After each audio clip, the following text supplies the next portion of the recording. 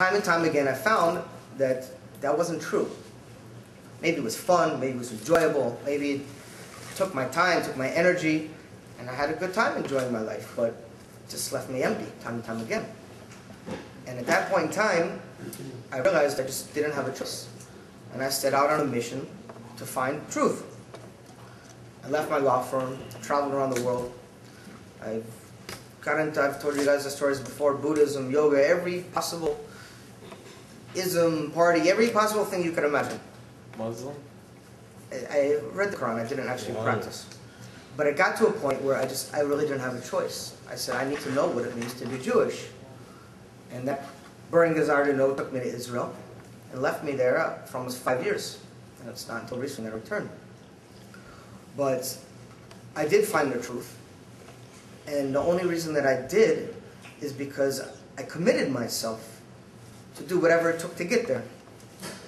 And I tell you guys, it was a very painful experience at many times, especially going through Tshuva and realizing all the things that I've been doing that are complete opposite of Hashem's will. Even though, as the Rebbe explains, we cannot be held responsible for something if we don't know that we're not supposed to be doing it. It didn't matter. I was a lot of suffering. And I gave up a lot and I lost a lot, but I gained more than any money or anything in the world can do. Because I set myself to achieve a goal. And that was what it was about for me. It was about finding the truth. And nothing stood in my way and did everything possible to get to it. And it's a little bit about what we're going to talk about tonight, about today's class.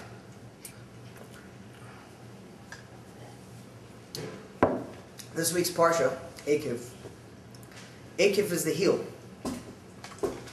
So, how do we connect the heel, or the lowest part of us, to the point of where the goal comes from, which is the highest part, which is Chokhmah, wisdom. So it's well known in Chassidut and Kabbalah that the highest level of the chain of Sefirot, outside of Keter, the level of what's called the head, or the Rosh, or the beginning, is Chokhmah, or wisdom.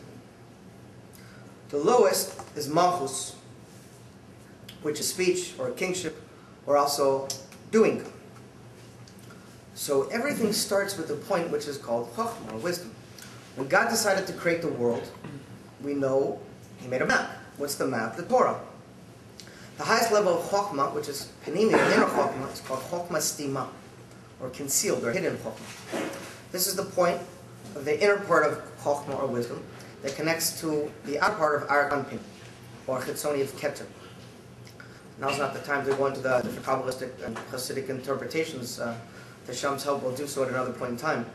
But this is the point where God has concealed His blueprint, His map of reality, of creation, of what it was that He sought to achieve in this world. Anytime a builder wants to make a building, he makes a map, there's a blueprint. An army wants to go to war, they make a blueprint, they come up with a battle plan. You don't just go in and start swinging your club and shooting people left and right. Some people do, unfortunately, but you're not supposed to. If you want to succeed in anything in life, you have to have a goal. You have to know where it is you want to go. Strategy is part 2. Part 2 is how to get there. But first you got to know where you're going. Before you know how you're going to go about doing it, you have to know where you're going to go, how you're going to go about it. How. Before you know how, you have to know what it is. The reason most people fail or never really achieve anything in life because they don't have goals. What happened? On a whim, we come up with an idea. This is Chokhmah. A flash enters into our head. So, I got an idea, I want to do something. Whatever it is. I want to be rich. How am I going to be rich? Oh, I have an idea. Everyone has an idea, right? I have an idea, I'm going to come up with an invention.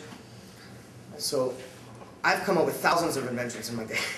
I never really did anything about it, but everyone sits around and has these, especially, I know you guys are laughing, especially when you pull out the bong, right? It's not behind. Everyone becomes like a philosophical genius.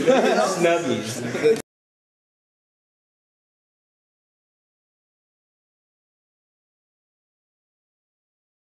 We're going to do like a water theme park, right? And it's like, like have bong hits and you're going to come up with all these like wacky ideas, right?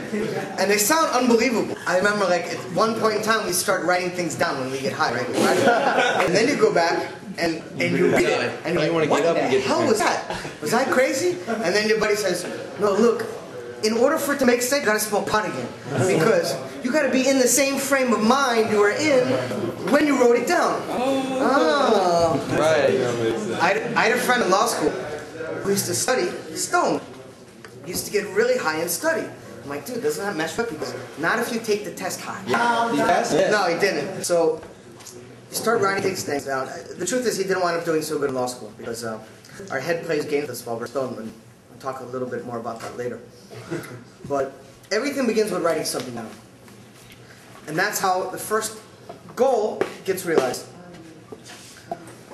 In the Maimer Bassi Lagani, and the Rebbe took over as Rebbe, and the last Maimer of the Frierdiker Rebbe, the previous Rebbe, begins with, I entered my garden. The bride. What is the garden? The garden is us. Hashem says, I've entered my garden. My garden. Meaning that every single Jew is a garden for Hashem.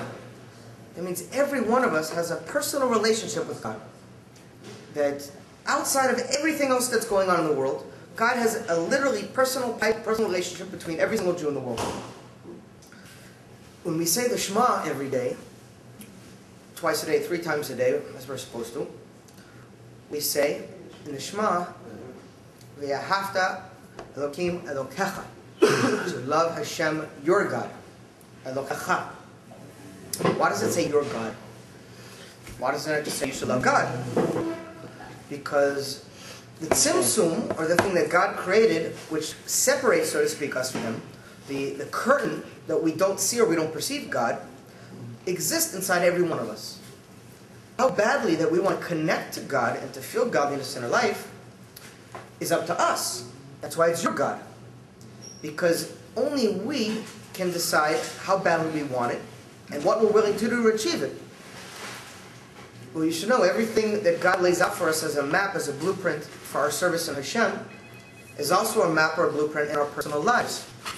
Meaning, if we want to succeed in something in life, we spoke about this a bit about this last class, we have to want it. No one's going to do it for us. Everyone wants to be rich and big pimping and driving Ferraris and living in penthouses. Ask them what they're doing to You ask them what they're doing to realize these goals. What do they tell you? I played the lottery. 450. That's brilliant. That's not a realistic means of achieving such a thing. It's a dream. If you really want something in life, you got to commit yourself to it. Commitment means work.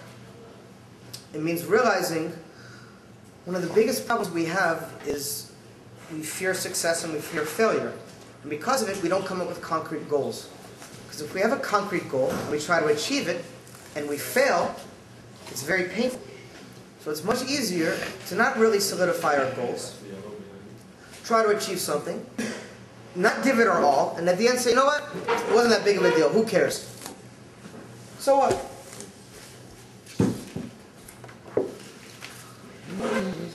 But in order to really want something and to make something out of our lives, I'm not talking about just in the service of God. I'm talking about anything, whatever it may be. It starts with a goal.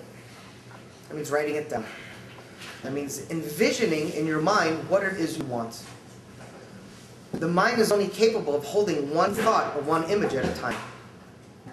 That means once we focus our mind on something, if we don't do something about it, it's gone. It leaves. This is the level of chokhmah, the light that enters and then flashes and goes away. In order for that light to be drawn down into us and to reach the next level, we need Bina. Bina is the vessel. Bina is what grabs it. And from there it enters into Das. At the level of Bina, it means we're taking that idea and we're writing it down. And we're flushing those ideas out.